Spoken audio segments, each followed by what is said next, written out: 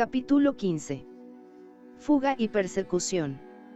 No debí estar desmayado más que pocos segundos, y, sin embargo sé que me desmayé, porque lo primero que vi fue un gran resplandor que iluminaba la galería. Resulta inútil decir que los ojos misteriosos habían desaparecido. Me hallaba ileso, salvo un ligero cardenal en la frente que me causé al chocar con las losas de piedra cuando caí. Me puse de pie para averiguar el origen de la luz, la cual procedía de una antorcha llevada por un guerrero verde de los 4 que formaban un grupo que en ese momento avanzaba por el túnel, dirigiéndose a mí. No me habían visto todavía, y por tanto no perdí tiempo para escabullirme por el primer corredor transversal que pude encontrar. Esta vez me abstuve de penetrar demasiado en tal pasadizo, manteniéndome bastante cerca de la galería principal, con objeto de que no me sucediera como antes, o sea perder la pista de Tars Tarkas y sus guardianes. El grupo venía rápidamente hacia la entrada del corredor donde yo estaba acurrucado contra la pared. Cuando pasaron respiré con alivio. No me habían descubierto, y, lo que era mejor, aún se trataba del mismo grupo al que con anterioridad seguí por aquellos subterráneos. Lo componían Tars Tarkas y sus 3 carceleros. Fui tras ellos y pronto llegamos a la celda que servía de calabozo al Gran Tark. 2 de los guerreros se quedaron fuera, mientras que el hombre de las llaves entró con el Tark para encadenarle de nuevo. Los de afuera marcharon despacio en dirección a la escalera de caracol que conducía a los pisos superiores, y enseguida los perdí de vista a causa de un recodo del corredor. Habían dejado la antorcha en un candelero, junto a la puerta, así que sus rayos iluminaban tanto el corredor como la celda del preso. Vi desaparecer a los 2 Warhounds y entonces me acerqué a la entrada del calabozo, en posesión ya de un meditado plan. Aunque me desagradaba llevar a cabo el proyecto ideado, no tenía derecho a desistir de él si deseaba que Tars Tarkas y yo regresáramos juntos a mi campamento en las montañas. Sin separarme de la pared, me puse por completo junto a la puerta de la celda y allí permanecí erguido con la espada en alto y cogida con ambas manos, dispuesto a descargarla y a cortar con ella de un solo tajo la cabeza del carcelero que saliese. Me disgusta contar lo que sucedió a continuación de oír las pisadas de un hombre que se encaminaba hacia la puerta. Bastará que diga que, a los 2 minutos escasos, Tars Tarkas, usando la armadura de un jefe verde, corría por el pasadizo en busca de la escalera llevando en la mano para alumbrarse la antorcha de los Warhounds. Tras él, a 6 metros de distancia, le escoltaba John Carter, príncipe de Helium. Los 2 compañeros del hombre que yacía entonces delante de la puerta del que fue el calabozo de Tars Tarkas empezaban en aquel momento a subir por la escalera, y al ver a Tars Tarkas, dijo uno, confundiéndole con uno de los suyos: «¿Pasa algo, Tangama?» «La llave que no quería cerrar», replicó Tars Tarkas. «Y ahora me acuerdo que he dejado la daga en la celda del preso. Seguid que voy a recogerla». «Bueno, Tangama. Arriba te esperamos», contestó el que había hablado primeramente. «Sí», respondió Tars Tarkas y se volvió como para desandar el camino, si bien, como es natural, se limitó a aguardar que los 2 Warhounds se alejasen de su lado. Luego me reuní con él, apagamos la antorcha y juntos nos arrastramos hacia la subida en espiral que daba acceso a los pisos superiores. En el primer piso hallamos que el vestíbulo comunicaba tan solo con una sala, llena de gente verde, la cual teníamos que atravesar a la fuerza para ganar el patio interior, de suerte que lo único factible para nosotros era ir al segundo piso y a la antecámara que, como sabemos, se extendía a lo largo del edificio. Subimos sin percances. Oíamos el rumor de las conversaciones que nuestros enemigos sostenían en el cuarto de encima, pero la antecámara seguía estando a oscuras y no vimos a nadie mientras atravesamos la larga estancia. Juntos llegamos por fin al balcón que dominaba el patio grande sin experimentar el menor contratiempo. A nuestra derecha se hallaba la ventana correspondiente a la habitación de la que salieron Tangama y los otros guerreros para ir de madrugada a la celda de Tars Tarkas. Sus compañeros ya habían vuelto y referían sus impresiones a los que no fueron con ellos. He aquí parte de su conversación que logramos escuchar. ¿Por qué tardará tanto Tangama?, preguntó uno. Seguramente ya habrá recogido de la celda del Tark la daga que se dejó allí olvidada, dijo otro. ¿La daga?, exclamó una mujer. ¿Qué quieres decir? Que Tangama dejó su daga en el calabozo del preso, explicó el que había hablado primero, y se separó de nosotros donde principia la escalera para ir a recogerla.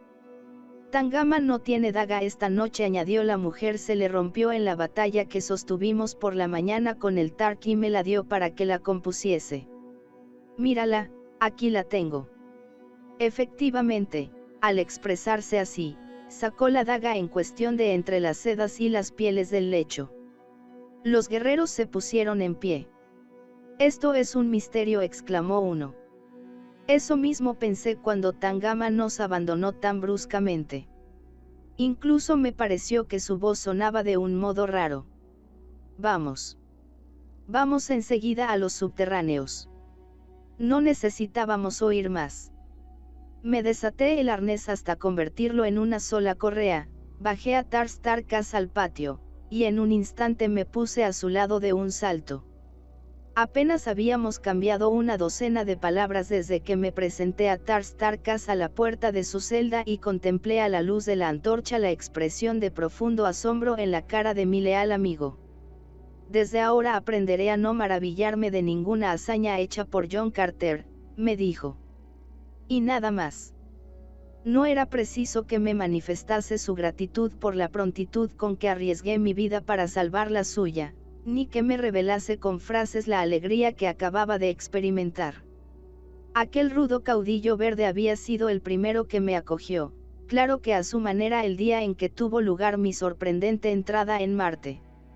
De esto ya habían pasado 20 años. Es cierto que me recibió con la lanza levantada y rebosante de odio el corazón, cuando cargó contra mí con furiosa ira montado en su corpulento Toad, mientras yo permanecía de pie e impávido al lado de la incubadora de su horda allí en el fondo del mar muerto que bañó antaño los muros de Korath. En cambio, luego, no contaba entre los habitantes de dos mundos con un amigo mejor que el Yedak de los Tars Tarkas. Una vez en el patio, nos detuvimos a la sombra, debajo del balcón, para concertar brevemente un plan de huida. Ahora somos 5 los que formamos el grupo, Tars Tarkas, le dije, Tubia, Sodar, Cartoris y nosotros 2. Necesitaremos, pues, 5 Toads para escapamos. Cartoris, exclamó. ¿Tu hijo? Sí, le hallé en la zona de Schade, una isla del mar de Omean, situada en la tierra de los primeros nacidos. No conozco ninguno de esos sitios, John Carter. Están en Barsoom.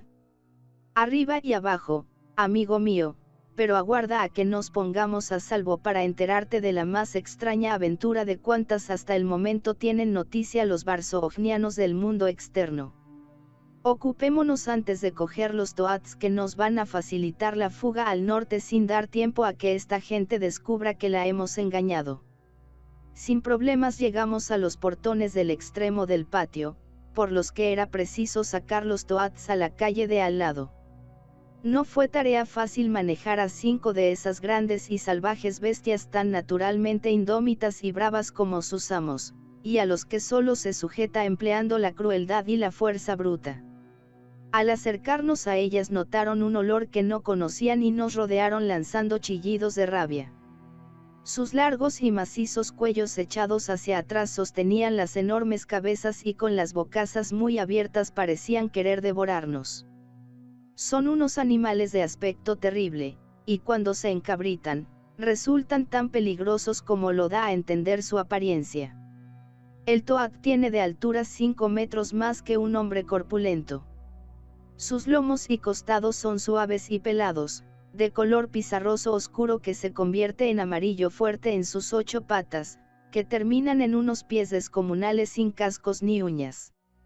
La tripa es blanca como el armiño. Una cola ancha y lisa, más gruesa en la punta que en la raíz, completa la descripción de la cabalgadura característica de los marcianos verdes, corcel de guerra ideal para un pueblo belicoso. Como a los Toad solo se les guía por medios telepáticos, no necesitan riendas ni brides, por lo cual nuestro objeto entonces era encontrar dos que obedecieran nuestras órdenes mentales.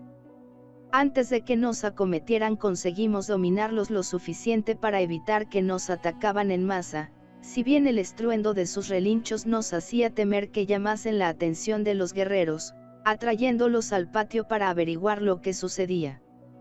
Por fin logré ponerme al lado de uno de los brutos más rebeldes, el que supo quién era yo apenas me monté a horcajadas en su lustroso lomo. Un momento después Tars Tarkas se apoderó y montó en otro animal y entre los dos condujimos 3 o 4 más hacia las altas murallas. El Tark iba delante, e inclinándose hacia las aldabas abrió la puerta de par en par, mientras yo impedía que los Toad sueltos se desmandasen para volver a la manada. A continuación ambos cabalgamos a lo largo de la calzada en nuestras robadas monturas, dirigiéndonos al límite meridional de la ciudad, sin preocuparnos de cerrar la puerta por donde salimos. Nuestra evasión, como se ve, no tuvo nada de interesante, ni nos abandonó la buena suerte, de modo que cruzamos los suburbios de la aniquilada población y llegamos al campamento sin haber observado el más leve indicio de persecución.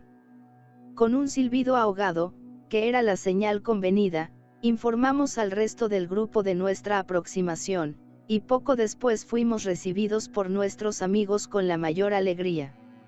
Dedicamos escasos minutos a relatar la reciente aventura. Tars Tarkas y Cartoris cambiaron el solemne y seco saludo común a todo Barsoom, pero instintivamente noté que el Tark quería a mi hijo y que Cartoris correspondía a su afecto. Sodar y el Yedak Verde fueron ceremoniosamente presentados y sin más preámbulos subimos a Tubia al Toad más manso. Sodar y Cartoris montaron en sendas cabalgaduras y el grupo entero partió a marcha rápida hacia el este. Frente al extremo más lejano de la ciudad tomamos la dirección norte corriendo silenciosamente por el fondo del Mar Muerto, bajo los claros rayos de las 2 lunas, para escapar de los Warhounds y los primeros nacidos, en busca de los peligros y las aventuras que nos deparara el destino. A media mañana del siguiente día nos detuvimos para que descansaran nuestras monturas y reposásemos nosotros. Trabamos las bestias, pero permitiéndolas moverte con lentitud para que paciesen la vegetación musgosa color ocre que constituye para ellas el alimento y la bebida. Tubia se prestó gustosa a vigilar mientras los demás dormían 1 hora. Me pareció que acababa de cerrar los ojos, cuando sentí que me ponía la mano en un hombro y oí su dulce voz avisándome de un nuevo e inminente riesgo. «Alzate, príncipe mío», murmuró. «Viene dándonos caza algo que parece un grupo numeroso de jinetes». La muchacha me indicó con un dedo la dirección que habíamos traído. Yo me levanté sin perder tiempo y miré hacia donde señalaba Tubia, pero no divisé más que una línea oscura, casi imperceptible en el remoto horizonte. Desperté a los demás. Tars Tarkas, cuya gigantesca estatura nos dominaba a todos, fue quien confirmó el aviso de la joven. «Sí, es un numeroso grupo de jinetes», dijo, «que avanzan hacia aquí a la carrera». Urgía proceder con rapidez. Corrimos a nuestros Toads, los destrabamos y montamos en ellos con la prisa que el caso requería. Inmediatamente reanudamos la fuga siempre con orientación norte, hostigando a las bestias para que desarrollaran la mayor velocidad posible dentro de su peculiar lentitud. El resto del día y la noche entera siguiente marchamos a través de los desolados campos con nuestros perseguidores pisándonos los talones, comiéndonos el terreno. Insensible, pero con seguridad, iban acortando la distancia que les separaba de nosotros, y a punto de anochecer estaban lo suficientemente cerca para permitirnos ver que eran marcianos verdes. Toda la larga noche la pasamos oyendo el ruido estridente de sus metálicos arreos. Cuando salió el sol el segundo día de nuestra huida, la horda perseguidora se hallaba a media milla de nosotros por retaguardia y al vemos lanzaron al unísono un loco y triunfal clamoreo. Varias millas frente a nosotros se extendía una fila de colinas, las cuales constituían el borde septentrional del Mar Muerto, que por entonces atravesábamos. Si conseguíamos llegar a aquel fragoso paraje, indudablemente aumentaríamos las probabilidades en nuestro favor para librarnos de la persecución de que éramos objeto, pero la cabalgadura de Tubia, a pesar de llevar la carga más ligera, mostraba visiblemente su agotamiento. Yo marchaba al lado de la joven, y de repente el animal se tambaleó y se apoyó en el mío. Comprendí que iba a desplomarse, y antes de que cayera le quité a la muchacha del lomo y la puse en mi toad, a la grupa, aconsejándola que se agarrara a mí con fuerza. La doble carga aumentó el cansancio de mi ya rendida bestia, y esto hizo que disminuyera notablemente su velocidad, importunándonos a todos, puesto que los demás no quisieron dejarnos atrás. En aquel pequeño grupo no había ningún egoísta, no obstante pertenecer sus individuos a distintas razas, patrias y religiones. Por añadidura, uno de ellos, yo, era de otro planeta. Nos faltaba poco para alcanzar las colinas, pero los Warhoon se hallaban ya tan cerca, que perdí la esperanza de conseguirlo a tiempo. Tubia y yo caminábamos los últimos porque nuestra bestia casi no podía consigo misma. De improviso sentí que los ardientes labios de la doncella se posaban en mi hombro desnudo, besándome. «Por tu bien, príncipe mío», murmuró. Y a continuación se soltó de mi cintura y se dejó caer al suelo. Me volví y vi que se había tirado del toat a propósito, para servir de presa a los infernales demonios que nos acosaban, figurándose sin duda que mi cabalgadura, aligerada de su peso, podría ponerme a salvo en los riscos de la próxima sierra. Pobre niña. Qué mal sabía quién era John Carter. Di la vuelta al toat y le metí prisa mentalmente, resuelto a recoger a Tubia para que reanudase con nosotros la fuga, a no abandonarla cobardemente. Cartori se percató de lo que sucedía porque miró hacia atrás con oportunamente, y en el mismo instante en que llegué junto a Tubia, se unió a mí para auxiliarme en tan crítica situación. Para ello echó pie a tierra, colocó a la joven en la grupa de su bestia, puso esta en la dirección de los montes y la golpeó de plano en el lomo con la hoja de su espada, intentando luego hacer lo mismo con la mía. El valiente acto del bravo joven me llenó de orgullo y me compensó con creces del riesgo que nos amenazaba. En efecto, ya era imposible pretender huir. Los Warhoons casi nos pisaban los talones. Tarstarkas y Sodar notaron nuestra ausencia y acudían presurosos a socorrernos. Todo indicaba un espléndido fin de mi segunda jornada en tierras varsomianas. Yo lamentaba perecer sin haber visto de nuevo a mi amada princesa, estrechándola entre mis brazos, pero si estaba escrito en el libro del destino que eso no ocurriera, era oportuno poner al mal tiempo buena cara y demostrar a los malvados Warhoons del sur la furia de mis armas, de manera que les quedara recuerdo de ello en el futuro durante 20 generaciones. Eso pensé en los breves momentos de que dispuse para meditar, antes de que me cegara mi habitual furia batalladora.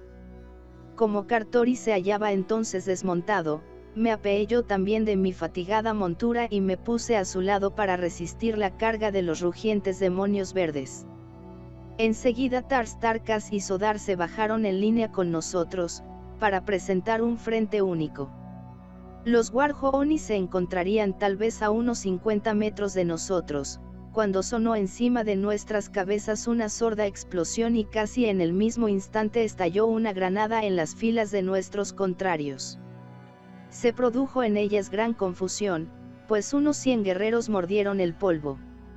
Los toats, sin jinetes, se precipitaron enloquecidos entre los muertos y los heridos. Los guerreros desmontados fueron pisoteados en el pánico que se originó. Desapareció toda apariencia de orden en las filas verdes, quienes miraron a lo alto para averiguar la causa de tan inesperada agresión, terminando por declararse en completa derrota y por retirarse despavoridos. No tardaron en alejarse de nosotros con igual o mayor velocidad de la desarrollada para perseguirnos. Los míos y yo miramos hacia donde había sonado el salvador disparo y vimos que precisamente entonces surcaba majestuosamente el aire, sobre los picos de las enhiestas colinas, un gran acorazado. Su cañón de proa volvió a hablar su mortal lenguaje, y otro proyectil explotó entre los Warhounds fugitivos. Cuando la nave aérea se aproximó a nosotros, no pude reprimir un frenético grito de entusiasmo, pues ostentaba en sus costados la para mí inolvidable divisa de Helium. Capítulo 16. Arrestados. Cuando Cartoris, Sodar, Tarstarkas y yo contemplábamos absortos la magnífica nave que tanto significaba para nosotros, vimos que una segunda y una tercera coronaban las cimas de las montañas y se deslizaban con gracia en pos de su hermana. Al poco, unos 20 aviones individuales se destacaron de las cubiertas superiores correspondientes a los buques de mayor porte, y al cabo de un instante descendieron haciendo largos rizos al campo donde nos hallábamos. Casi enseguida nos encontramos rodeados por numerosos marineros armados, y un oficial se adelantó hacia nosotros para preguntarnos quiénes éramos, pero de improviso puso los ojos en Cartoris, lanzó una exclamación de sorpresa, corrió junto al joven y, colocándole una mano en el hombro, dijo: «Vos, Cartoris, mi príncipe. Cae. Cae». Jorbastus saluda al hijo de Deja Toris, princesa de Helium, y de su marido John Carter. ¿Dónde has estado, príncipe mío? Todo Helium se apenaba por ti, y qué terribles han sido las calamidades que cayeron en la poderosa nación de tus grandes y gloriosos antepasados desde el día fatal en que abandonaste nuestra tierra. No me aflijas, mi buen Jorbastus, interrumpió Cartoris, y regocíjate porque, además de regresar yo, para consuelo de mi amada madre y de mi pueblo, siempre leal, viene conmigo el que fue ídolo de Barsoom, su paladín heroico y su salvador, John Carter, príncipe de Helium. Jorbastus dirigió la vista al sitio que le señalaba Cartoris y su mirada tropezó en mí, ocasionándole mi presencia tan viva sorpresa que estuvo a punto de desmayarse por la emoción. «John Carter», exclamó sin querer prestar crédito a sus ojos. «Oh, príncipe mío. ¿Dónde estuviste?» «Pero, no». Calló bruscamente, como temeroso de que sus labios acabaran de formular la pregunta. El leal súbdito no quería obligarme a confesar la terrible verdad, es decir, que yo regresaba del seno de Aises, el río del misterio, de la costa del mar perdido, de Courus y del valle de Dor. «Oh, príncipe mío», continuó, como si no pensase que había cortado su salutación, «basta con que hayas vuelto, después de todo. Y permite ahora que la espada de Jorbastus sea la primera en honrarse rindiéndote los honores de tu rango». Con estas palabras, el noble oficial sacó la espada de su vaina y la tiró al suelo delante de mí. Quien conozca las costumbres y el carácter de los marcianos rojos apreciará el hondo significado que aquel sencillo acto poseía para mí y para cuantos lo presenciaron. Aquello equivalía a decir: «Mi espada, mi sangre, mi vida, mi alma te pertenecen, haz de todo eso lo que gustes. Hasta la muerte, y después de la muerte, no admitiré que nadie mande en mí más que tú. Con razón o sin ella tu voluntad será mi ley, y a quien te levante la mano le contestará siempre mi espada». Este es el juramento de fidelidad que los guerreros prestan en ocasiones a los Yeddaks que por sus méritos y sus hazañas caballerescas logran inspirar el entusiasmo y el amor de sus adeptos. Jamás calculé que tan sublime tributo se rindiera a una persona como yo. Allí no había más que una persona educada. Me incliné, recogí del suelo la espada, levanté el puño a mis labios y luego, aproximándome a Jorbastus, le entregué el arma para que la envainase, dando a mi proceder un solemne acto. «Jorbastus», dije poniéndole una mano en el hombro, Agradezco en cuanto vale este impulso de tu generoso corazón. Estoy seguro de que precisaré en lo sucesivo de la espada que me ofreces, pero acepta antes que John Carter te jure no ha de pedirte nunca que la saques sino en defensa de la verdad, la justicia y el derecho. No lo dudo, mi príncipe me respondió, y por eso no vacilé en echarte a los pies mi adorado acero. Mientras hablábamos, otros aviones iban y venían del suelo al acorazado, y después despegó de este un bote más grande, capaz para el transporte de 12 personas quizá, que aterrizó suavemente cerca de nosotros. En cuanto tomó tierra, saltó a tierra desde su cubierta un oficial, quien adelantándose hacia Jorbastus, le saludó. Cantos Can desea que el grupo de extranjeros, al que habéis socorrido, sea llevado inmediatamente a bordo del Savairian, dijo. Al aproximamos a la pequeña embarcación me fijé con atención en las personas que me rodeaban y por primera vez eché de menos a Tubia. Pregunté a unos y otros y llegué a convencerme de que nadie había visto a la joven a partir del instante en que Cartoris castigó a su Toad para que corriese desenfrenadamente hacia las colinas, esperando así librarla de caer en manos de los Warhounds. Sin esperar más, Jorbastus envió una docena de exploradores aéreos en varias direcciones para que la buscasen. Todos suponíamos que no debía estar muy lejos, dado el poco tiempo que hacía que faltaba de nuestro lado. Nosotros pasamos a la cubierta del buque encargado de recogemos, y un momento después nos hallábamos en el Savairian. El primer hombre que nos recibió fue el propio Cantos Can. Mi antiguo amigo ocupaba ya el puesto más elevado en la escuadra de Helium, pero seguía siendo el mismo valiente camarada que compartió conmigo las penalidades sin cuento de las mazmorras de Wortham, las terribles atrocidades de los grandes torneos, y más tarde los peligros de la liberación de Deja Toris en la ciudad hostil de Sodanga. Por aquel entonces yo era un advenedizo desconocido, procedente de un extraño planeta, y él un simple Padwar en la flota de Helium. Ahora él mandaba la escuadra de Helium, terror de los cielos, y yo poseía los títulos de príncipe de la casa de los Tardos Mors y de Yedak de Helium. No me preguntó de dónde venía. Como Jorbastus, temía conocer la verdad y evitaba con cuidado preguntarme lo más mínimo acerca de mis aventuras. No le cabía duda de que la verdad se descubriría tarde o temprano, mas entre tanto le satisfacía saber que yo me encontraba otra vez junto a él. Dispensó a Cartoris y Tarstarkas la más cariñosa acogida y tampoco les interrogó con respecto a los lugares en que habían estado. A Cartoris, en particular, lo colmó de atenciones. No te puedes imaginar, John Carter me dijo todo lo que Helium quiere a tu hijo.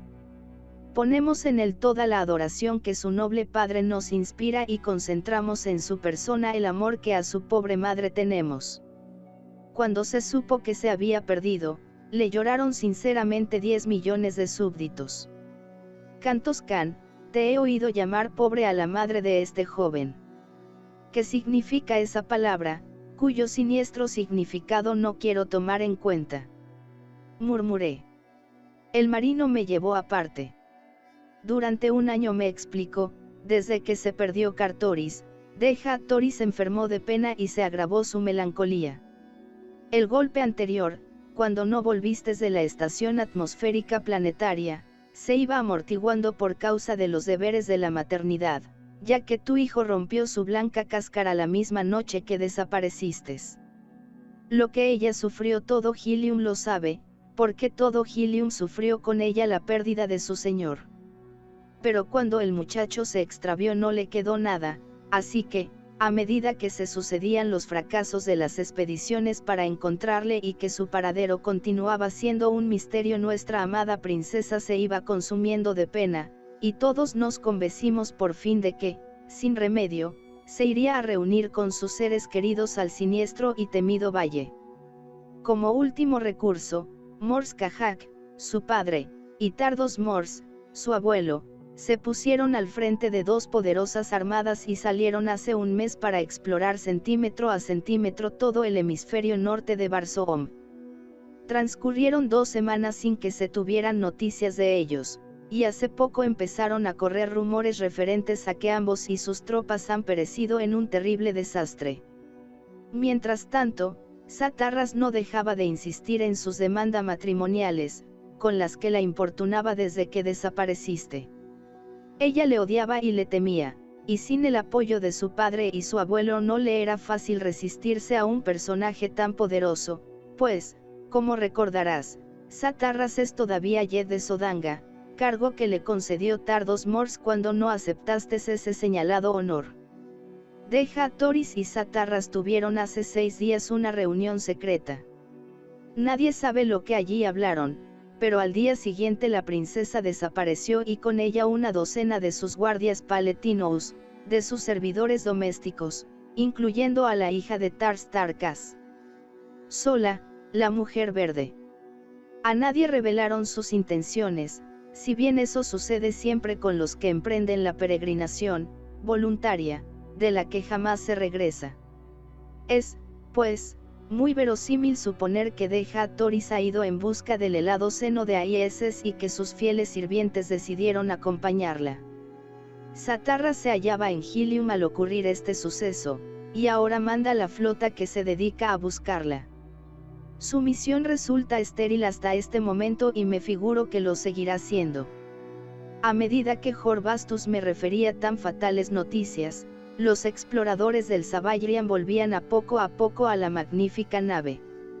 Ninguno traía la menor noticia de Tubia. Yo estaba ya muy triste a causa de la desaparición de Deja Toris, y a eso se añadió una especie de remordimiento por la suerte de Tubia. Me creía responsable del bienestar de la doncella, a la que suponía hija de algún importante varón de Barsoom, y a la que me proponía devolver a los suyos sin escatimar sacrificios. Estaba a punto de pedir a Kantos Kan que reanudase las pesquisas cuando una nave procedente del buque almirante de la escuadra trajo al Savagrian un ayudante de Satarras con un mensaje para Cantor. Mi amigo leyó el despacho y se volvió a mí para decirme: Satarras manda que le lleven los prisioneros ante él. Tengo que obedecerle. Es el jefe supremo en Helium, a pesar de lo cual haría mejor en portarse con más cortesía y caballerosidad viniendo aquí para saludar con los honores que le corresponden al salvador de nuestro pueblo. De sobra sabes, amigo mío, le dije sonriendo, que Satarras tiene motivos para odiarme y que nada le agradaría tanto como humillarme y matarme, si puede. No le privemos de ese gusto, ya que el destino se lo proporciona, y vamos a ver si posee valor para aprovecharse de su situación favorable. Llamé a Cartoris, Tars Tarkas y Sodar, entramos en la pequeña nave con Kantos Kan y el ayudante de Satarras, y en un momento llegamos a la cubierta del buque insignia. Cuando nos acercamos al Yed de Sodanga, este no mostró la menor intención de reconocerme o de saludarnos, y ni siquiera la presencia de Cartoris le arrancó una frase benévola. Su actitud fue fría, altanera y arisca. Cae Satarras, le dije cortésmente, pero no me contestó. ¿Por qué conservan las armas estos prisioneros?, preguntó a Kantos Kan. No son prisioneros, Satarras, explicó el oficial.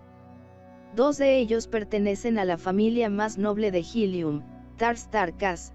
Yedak de Tark es el mayor aliado de los Tardos Mors, y el otro es un amigo y compañero del príncipe de Helium. Lo cual basta para merecer mi estima. Eso a mí no me importa, replicó Satarras. Otra cosa me interesa conocer de estos atrevidos peregrinos y no sus nombres. Di, John Carter, ¿de dónde venís? Vengo precisamente del Valle de Dor y de la tierra de los primeros nacidos, Satarras, contesté. Ah, exclamó con evidente satisfacción.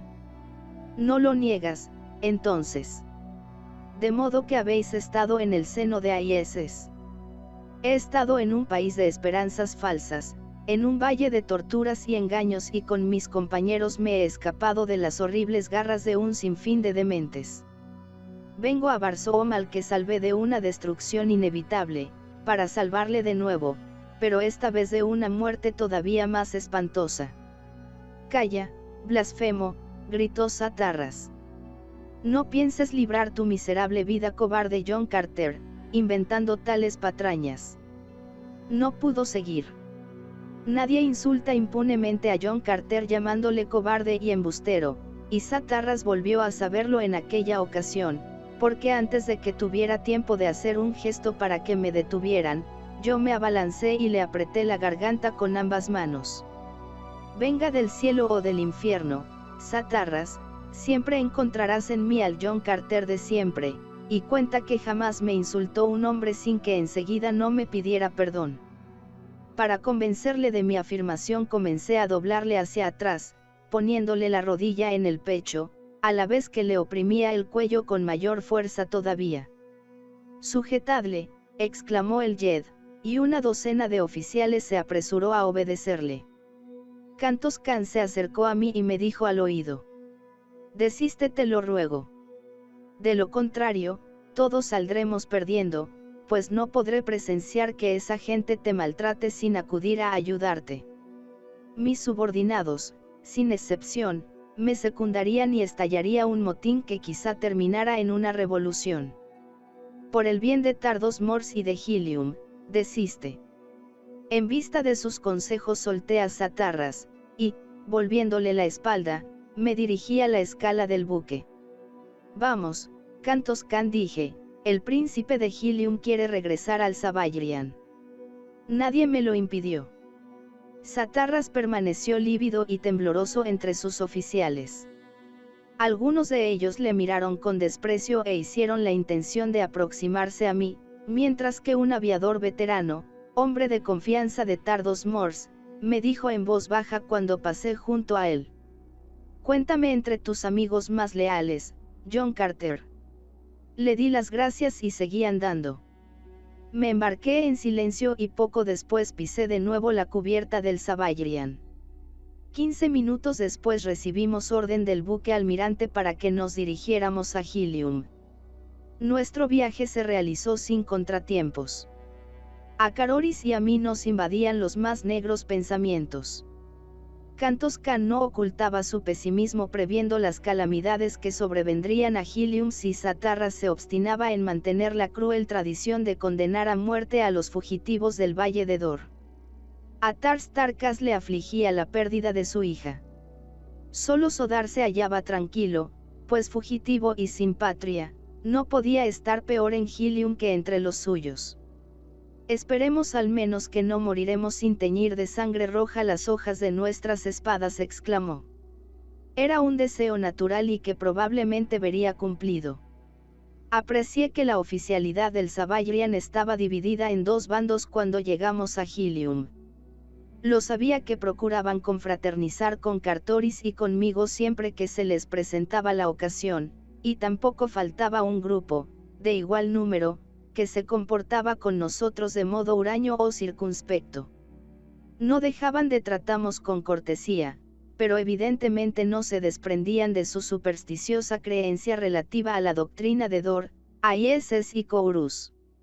No les censuraba sabiendo de sobra cuán fuerte es el arraigo de una creencia, por ridícula que sea, incluso en la mentalidad de las personas más inteligentes.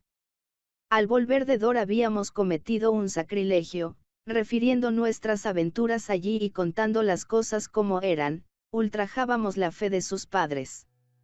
Nos consideraban, por tanto, blasfemos y herejes.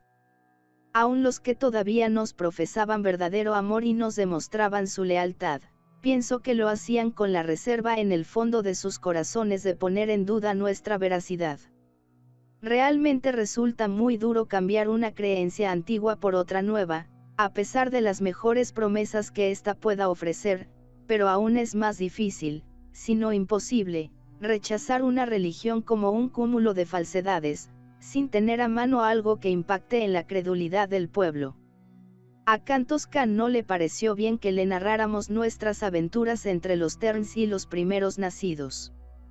«Basta», nos dijo. «Bien está que yo me juegue la vida ahora y luego protegiéndoos de Satarras, pero no me exijáis que agrave mis pecados escuchando lo que desde niño me han enseñado que es una horrenda herejía».